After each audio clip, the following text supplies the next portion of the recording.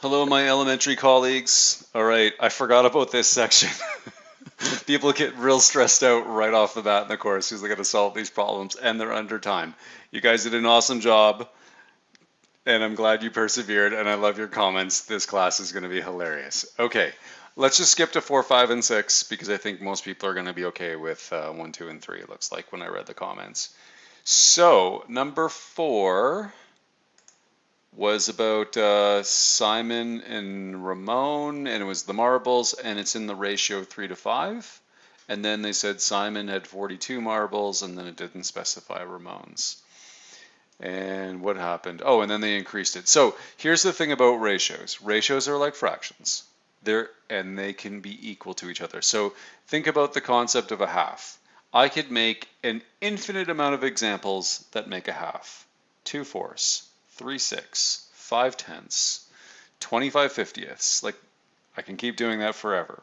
So knowing that tiny bit of information can help you do this because in ratios it's the same thing.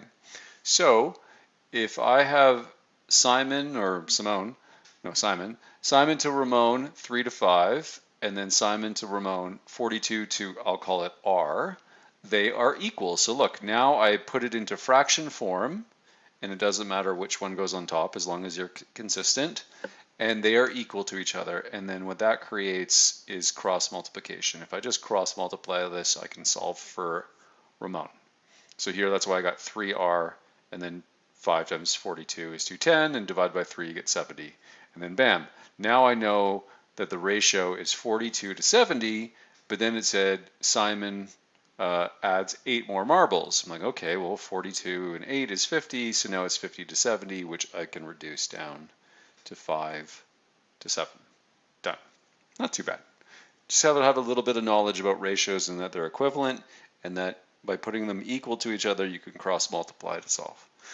Okay, now this one was interesting about Sam and Lisa with the marbles, and then they had the marbles in a ratio of 3 to 7, and then Sam was going to give 1/6 of their pile over to Lisa, and then what's the new ratio? And you're like, oh my God, this is not feeling very good.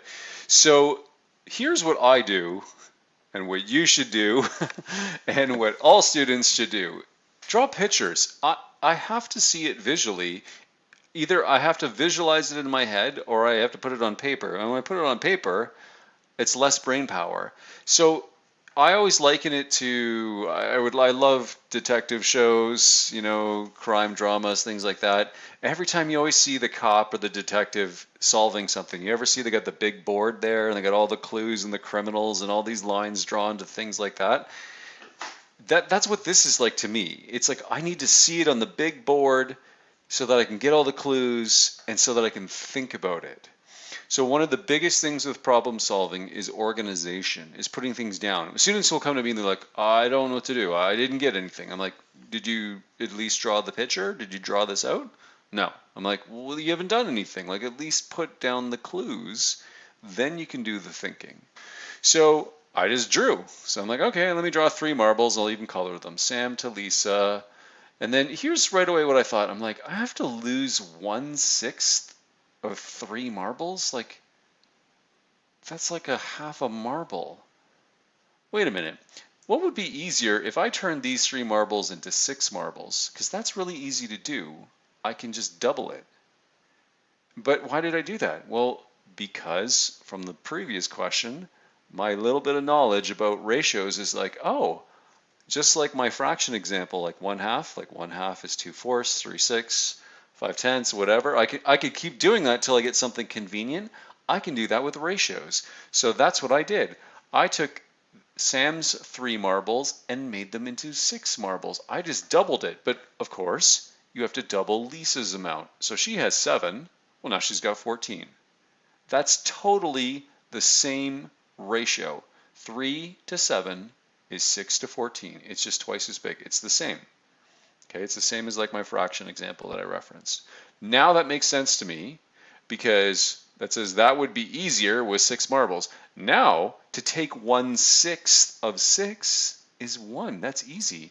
So now I can take 1 from this pile and then move it over here into Lisa's pile. So clearly this goes from 6 down to 5, 14 goes to 15, that's my new ratio, and then in lowest terms it's 1 to 3. Oh, the diagram made this whole thing easy.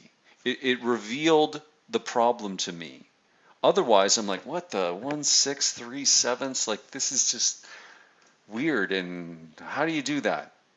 Pictures, pictures, pictures, pictures, pictures, pictures. Okay, and then the favorite one, the one that I think gave everyone a little bit of an ulcer. I'm really sorry. This one's, I would agree, it's challenging because maybe there's other ways. I'm sure there probably is, but the one that I thought of was linear systems, and I saw some of you, Brian, others reference that, and you had the right idea. But this is grade 10, and so if you don't have this knowledge, then of course this one would cause you some severe distress. And I know a lot of you are reading, it's been a while. But anyhow, let me see if I can refresh your memory on a system. So that's what I wrote. I used linear systems, which is grade 10, because I have two unknowns. Because this question about the stamps, you had Amy and Robin, and they each had an amount of stamps that you were trying to find. But that's not the same thing. It's not like you can call them both X, because that would mean it's identical. They're not identical. They're totally different amounts. So, and I use the letter A and the letter R just for simplicity's sake. And that's what a system is when you're trying to solve two different things or two different variables at the same time. How do you do that? You're used to just solving for X, like one thing. That's a system, and like I said, this is grade 10.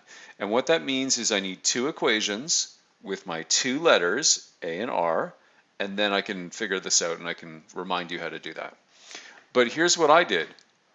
Because you know what? I will confess, even I had a problem making the equation. I had a few pages right here. Look at this. There was some serious thinking going on and some serious failing. Seriously, I was doing some big time failing because I couldn't see it. I'm like, why? This should be easy. I'm like, it's something easy. Why am I not getting it? And then you know what I did? I followed my own advice. I drew a picture. So let's take a look.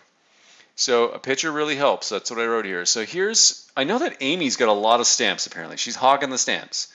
Amy's got a lot of stamps, and I know she's going to lose 10 of them.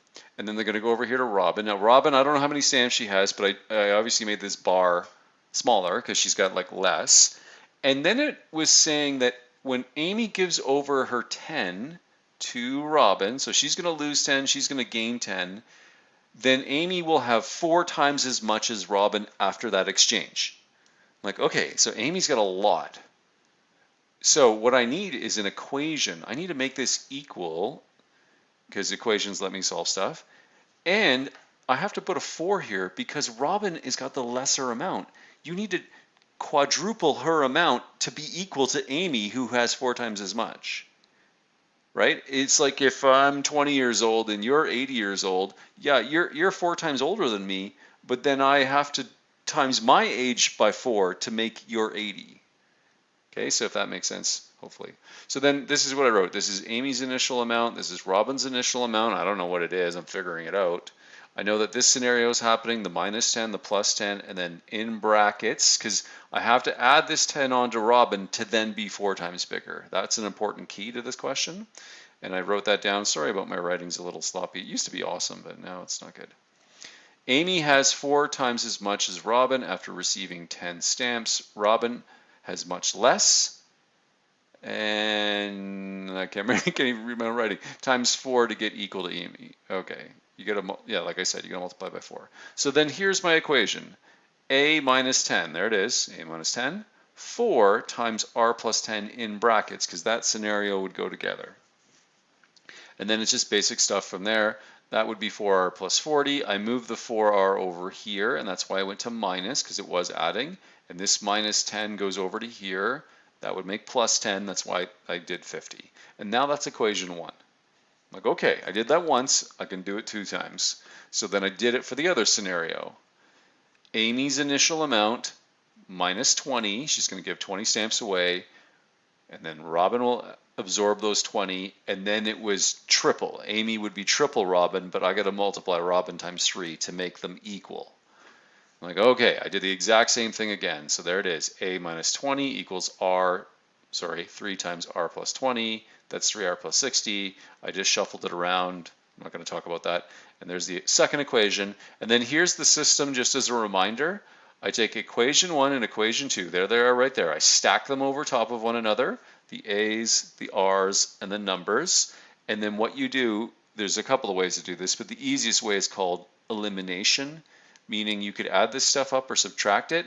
In this case, it made perfect sense for me to subtract so that A minus A is 0. Because see, I can't solve two things at once. I can get the R's or the A's, but the only way to do that is I got to kill one of those letters through subtraction or addition. So I just subtracted. And so -4 minus 3 is -4 plus 3. That's why that's negative R, or -1. And then 50 minus the 80, that's why you see -30. And then divide by a -1 to make it positive, and R equals 30. I'm like, oh my goodness, I just found Robin's stamps. It's 30. And then to get Amy's stamps, it's a little cut off, sorry. All I have to do is take the R equals 30 and go to any of these two equations. See this one or this one, it works, doesn't matter. Put in 30 for R, and then you can solve for A. And I did that, sorry, it got cut off a little bit, and then I got 170. And so if you test this scenario out, you'll see it works perfectly. Like if you go back to the wording and like lose 10, add 10, and then you'll see, and 20 and 20, you'll see it perfectly works out. I already tried it, I just didn't have room to show you the proof. Whew. Okay, there you go. Some of you can sleep soundly now. All right, bye.